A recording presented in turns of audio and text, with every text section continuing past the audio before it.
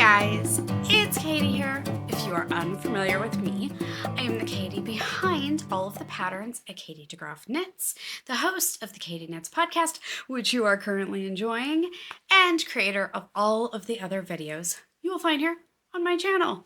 If you're not already, go subscribe and give this video a like, a thumbs up, and share with me something that has brought you joy over the last week.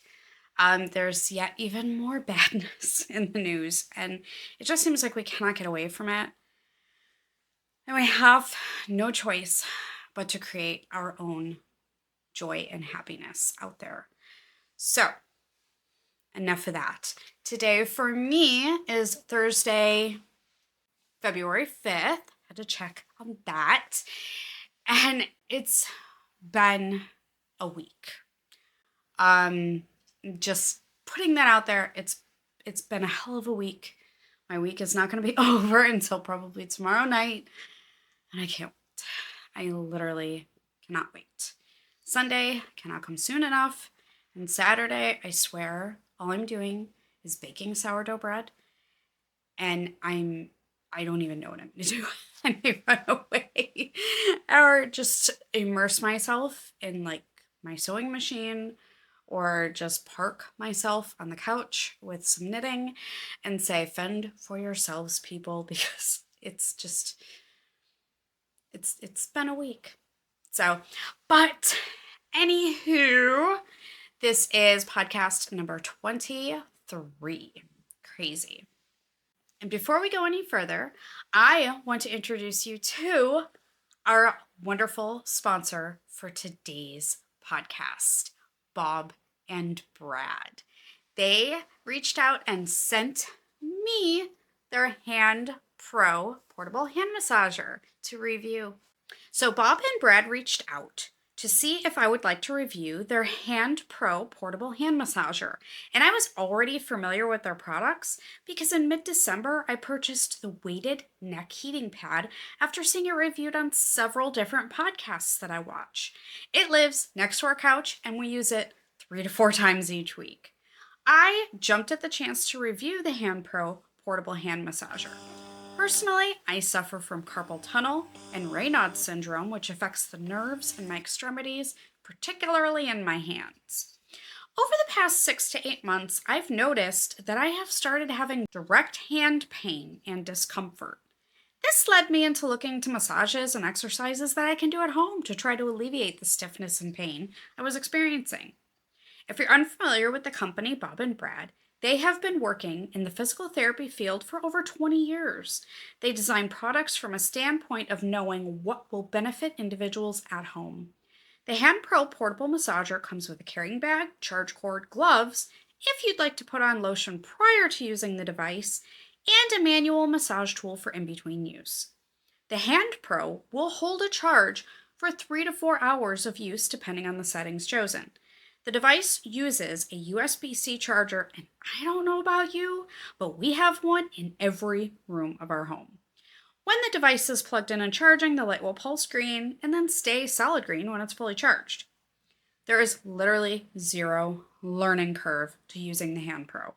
Mine came in the mail, and I sat down at my kitchen table, unboxed it, and immediately used it. Something I want to address that I don't see other reviews speak about is the one-size-all ability. I am 4'7". I have tiny hands, but it can fit my hands just as well as my husband, who's 5'6", and has regular man-sized hands. I also have no issues wearing my watch while using it, but I would suggest removing rings prior to use because that may get uncomfortable. The HandPro uses a series of pouches that inflate and deflate to massage targeted areas and in the joints of your entire hand. The heating feature, which heats up in a matter of seconds, targets specified areas in your hand where it will be the most beneficial. The device is also able to be used on both your right and left hands. Very little noise is produced, so this could be used anywhere you can take it without bothering anyone. The outside is a durable, soft material which can be wiped clean if needed, and it helps to keep the device extremely light at a total weight of less than 2 pounds. I've had mine for almost a month now, and I'll be honest, it just lives on the buffet in my kitchen. I use it at least 3 to 4 times each week. The lovely team at Bob and Brad have provided us with a discount code. If you use the code Bob, Brad, Hand at checkout, you will receive 10% off. I have included the direct link to this product on their Amazon storefront, as well as the weighted neck heating pad, which I purchased all on my own. So you can just hop right over and purchase them there. You can purchase right off Amazon. It's quick, it's easy. They're going to ship fast, hassle-free returns if you don't like it. I personally love this device. I was already familiar with the company when they contacted me. I saw the weighted neck heating pad reviewed on several podcasts that I watch. And I was, after the second or third time I saw it, I'm like, I'm just going to get it. It sold me when people kept saying time and time again, it actually gets hot. And that may sound super silly, but if you don't have a heating device that actually gets hot enough to relax your muscles, it's not going to work. So it's fantastic. I have all the links below. Don't forget about the code and go give it a try. They also have tons of other products, so feel free to go peruse those. They're developing these products from a different standpoint. They have actually treated individuals with ailing problems where they need assistance at home. So it's a win-win. It's just great. I love them as a company, love their products. Go check them out. Now, I don't have any FOs. The Target basket may have some stuff in it, but that's from last week. Nothing came in the mail, yarn-wise. I did get some quilting and sewing stuff, but I didn't bring that down. Target basket is empty of yarn items this week, but it will be full next week, as this weekend we're going to the New England Farm and Fiber Festival. I am so excited. Oh my goodness. I guess I'll share my little plans with you right now. So I am horrible and I cannot remember whose podcast I saw this sweater on, but I'll link it above and below. I knew going into this fiber festival, my number one stop is going to be Golden Earth Designs for a mug and probably a spoon rest. And I'm going to try to cap myself at one mug, but that may not happen. I don't know. I make no promises on that front. But John was like, do you have any other specific plans?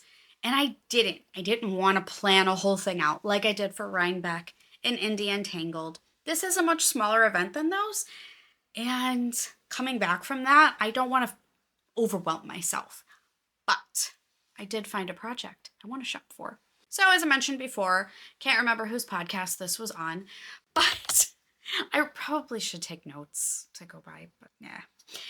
What fun is that? Let's just wing it. But it'll be above, below, all the jazz. I saw, and I already printed the pattern out so I can take it with me, the Mozart Pullover, which is by Caitlin Hunter.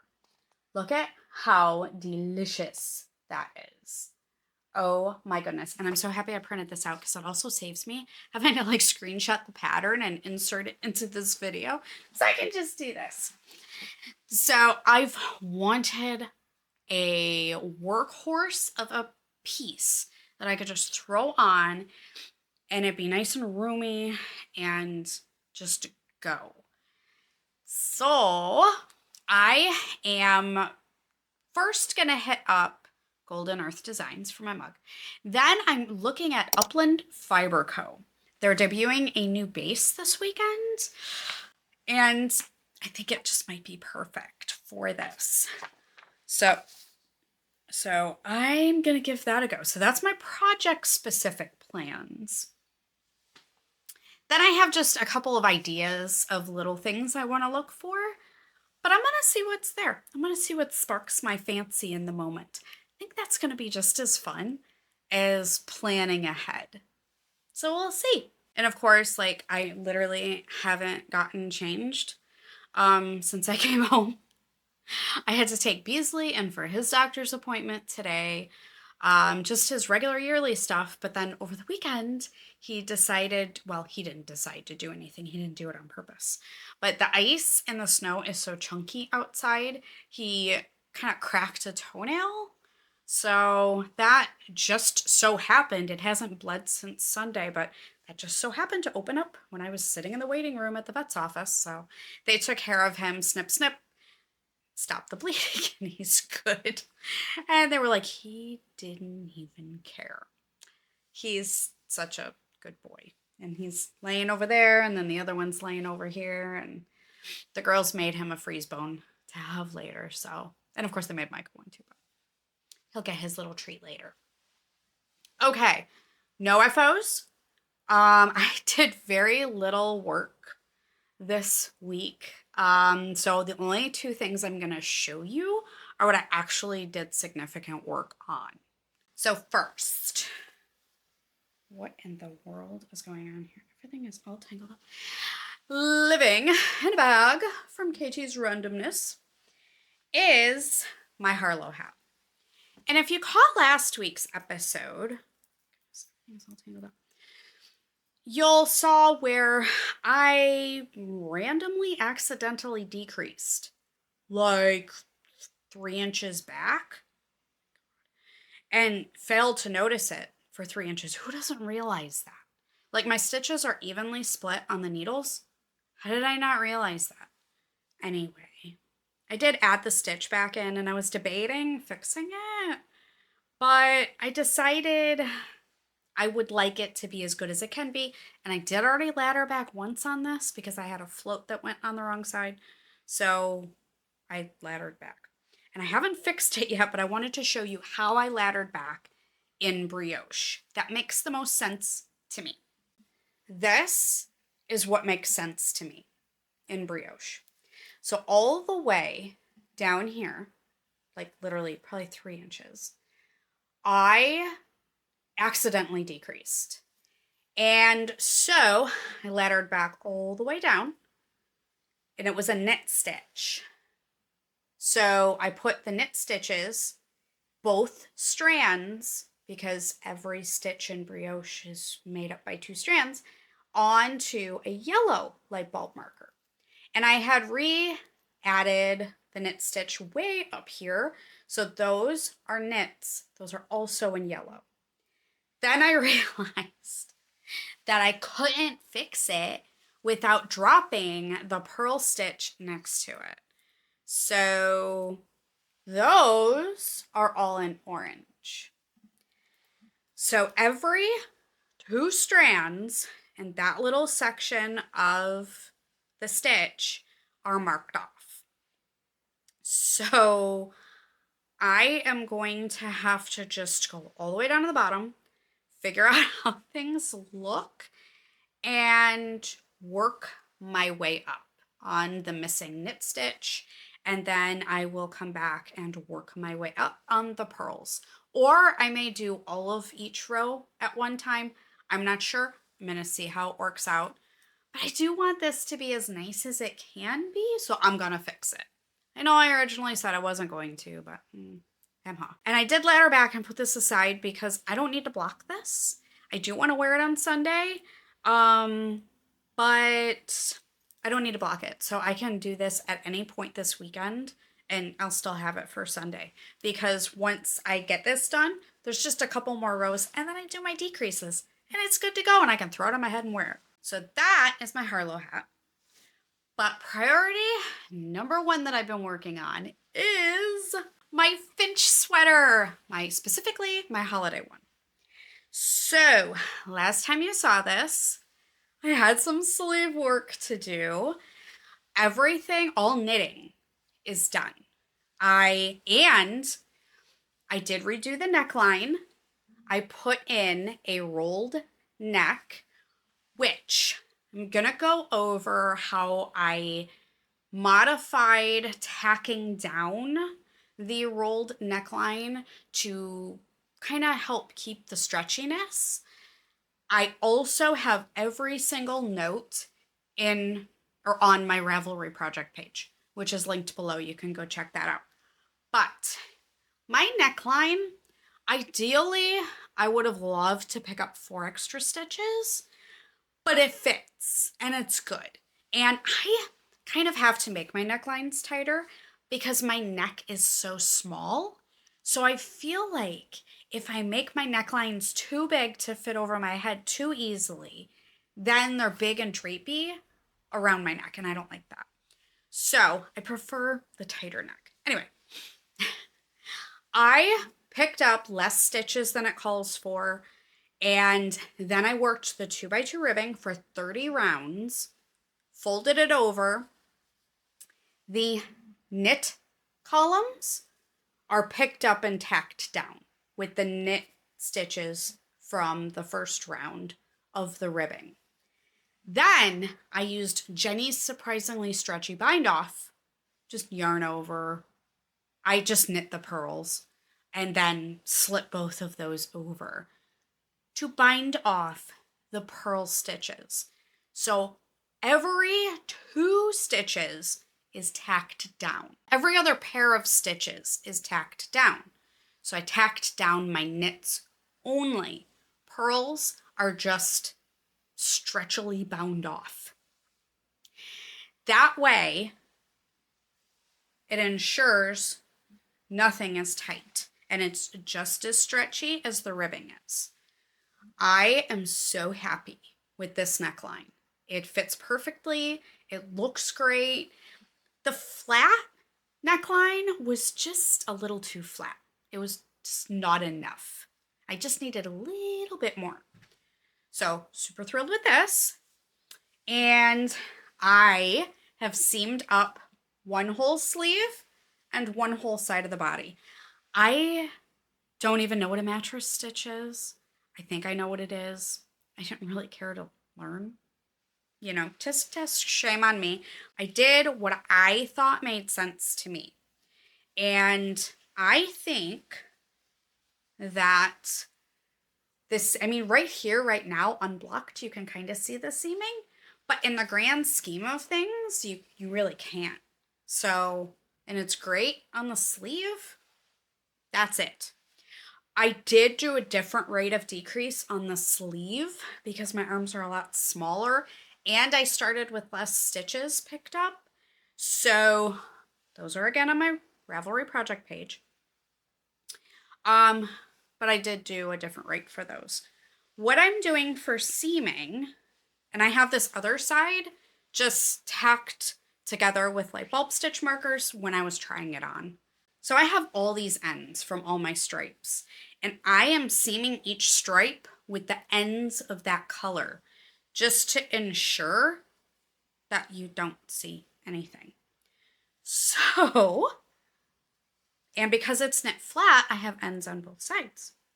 So what I'm doing is I'm lining up the edge and I am putting one thread through the top little bumps, little purl bumps on each edge of the garter edge of each side, and then going back through another set of bumps from the same rows.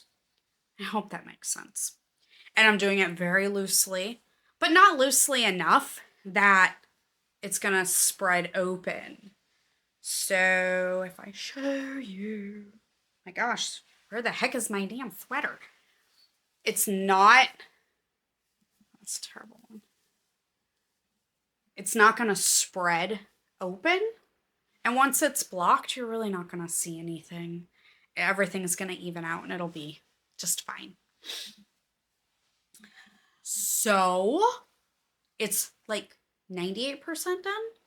I did want to seam the rest of this up while I ate lunch, but Baisley's doctor's appointment ran over and I barely had the energy to eat, and I knew I needed to eat because the meds I'm on are making me extremely nauseous.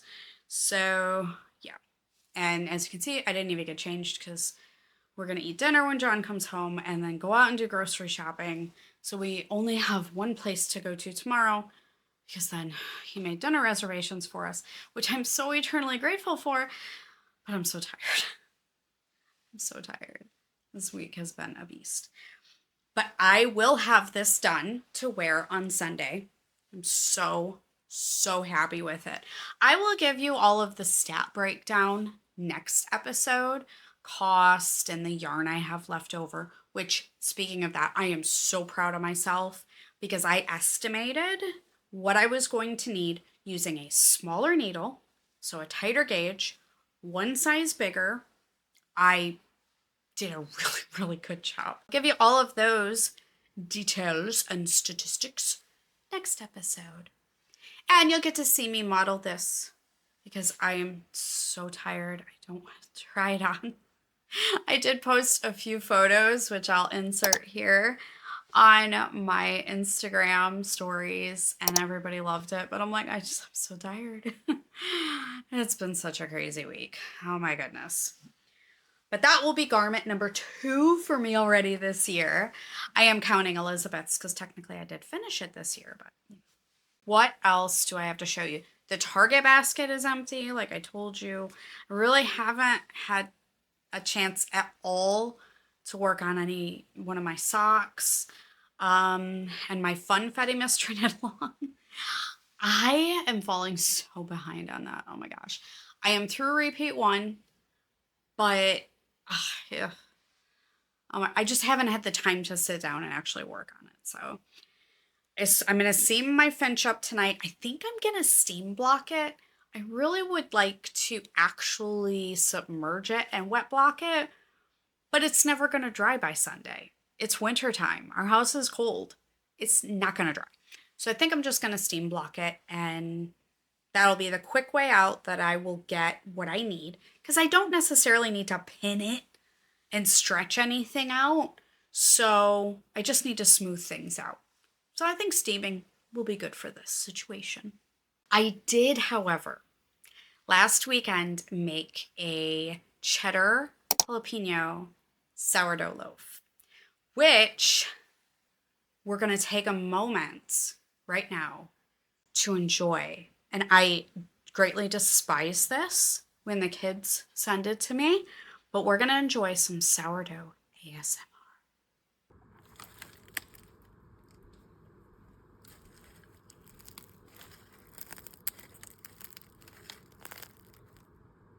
That literally, the initial crunch you get when you squeeze your loaf,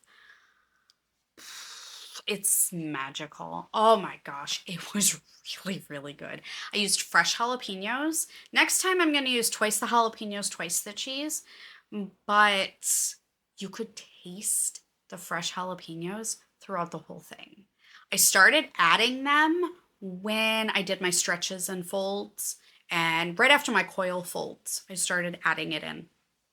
And I very thinly sliced them and patted them dry gently, so there wasn't like a whole heap of moisture in there. And I did use fresh, not jarred, because of the whole moisture issue. And I cubed up sharp cheddar cheese to put in. I'm blown away by that. I will probably be making another loaf this weekend because I want to have it with grilled cheese sandwiches. Thank you, Tasha from Frogget. She actually baked her first loaves the day I baked my first loaf. I had no clue.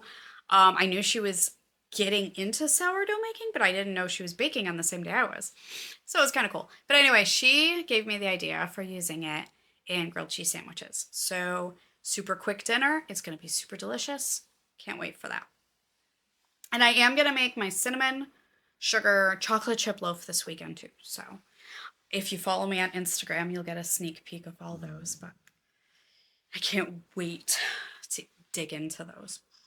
On book chat, some people aren't going to like me for this. I finished Alchemized. I did listen to the audiobook after maybe the quarter of the way in. Overall, I want to say 2/3 of the way in, I loved it. It was great. It was so intense and powerful. In the end, I didn't really like it.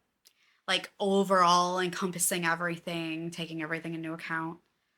Love me, hate me for it. I really didn't like it. So I'm glad I read it. I'm glad I pushed through, but not my favorite. So, but that one's over. So I haven't made too much progress on quilting. I did get our stockings started. For all 4 stockings, I had to cut out 80 background squares and then 20 accent squares for each stocking, which each stocking has 4 accent fabrics. So that was 5 squares of 4 fabrics times 4. I cut out 160 total squares. A few more for one of Sophia's because it's very patterned. So for like some of the half square triangles, you really don't want, like Mrs. Claus and, Santa, like just their feet. So I cut out more of that, so I'm gonna to play around with that, but that was a lot. And yeah. Wow. But I did make a little headway on that. So I may start sewing together my half square triangles this weekend. Maybe. And I'm still deciding, am I going to do them all at once and be psycho, or am I going to do them stocking by stocking? Ah, crap. Probably stocking by stocking to try to keep my sanity in smaller chunks. But I am plugging along at that. When and if I have the chance. I said it 50 times already. It's been a week. But it's almost over. I have to edit this podcast. I have to get it off to the team at Bob and Brad for their approval. Then I have to go grocery shopping in 2 different stops. And John made dinner reservations for us for tomorrow night. And then Sunday, we get to go to the New England Farm and Fiber Festival, which is being held in Boston. Very excited, except for it's going to be a wind chill of negative 21 degrees. And the parking garage that we picked is like 3/4 of a mile or almost a mile from the place. So yeah, oh my goodness, no idea. It'll be worth it though. So I will get to shop till I drop or until my little heart's content with whatever I find there on Sunday. And the girls have their little shopping lists together. So next week, I will share my spoils with you. I'm probably not going to take like footage, but I'll try to take a bunch of pictures and whatnot and pop them in with my goodies. I need to get off of here. This is a little bit of a quicker episode. Oh my gosh. My meds are just making me loopy. Okay. It's so crazy when you go to your doctor for a problem. And I mean, you were going there anyway for your regular stuff because snow canceled everything, but then now a problem popped up. So maybe it was a good thing the snow canceled everything. And they go through this whole rant and they tell you, well, what are your thoughts? I'm the patient. I'm not the doctor. What are yours? So frustrating. Got what I needed in the end, but it's, oh my gosh, I don't even know anymore. My brain's fried, people. My brain is just fried. Okay, I'm out. I'm gone. Don't forget, I have dropped this too, and you would never be able to tell. Yeah. Definitely go check out Bob and Brad's products on Amazon down below. The HandPro hand massager is what the lovely team at Bob and Brad sent me. And I don't care who you are. We all use our hands. And a lot of us use them more than others. Do you quilt? Do you sew? Do you knit? Do you crochet? Do you type? Do you write for excessive hours? We need to take better care of ourselves. And as we age, things break down. And we don't always want to turn to prescription medications or doctor visits. We want something that we can use at home. So I highly, highly recommend their products. There's no learning curve. That's another thing too. I don't want to have to learn about the product before I use it. I just want it to help me. I literally took this out of the box, took the fancy cover off, stuck my hand in, and went. So I love it. Go check it out. I'm not going to BS you here. You guys know that by now. Speak my mind, whether you want to hear it or not. So I do love it, and I have gotten a lot of relief from it. So I have to go wake up Micah because he's on all my things. But I'm out of here. I'm out, and I'm off to try to regain some sanity of what I have left. So until next week, happy knitting, everybody.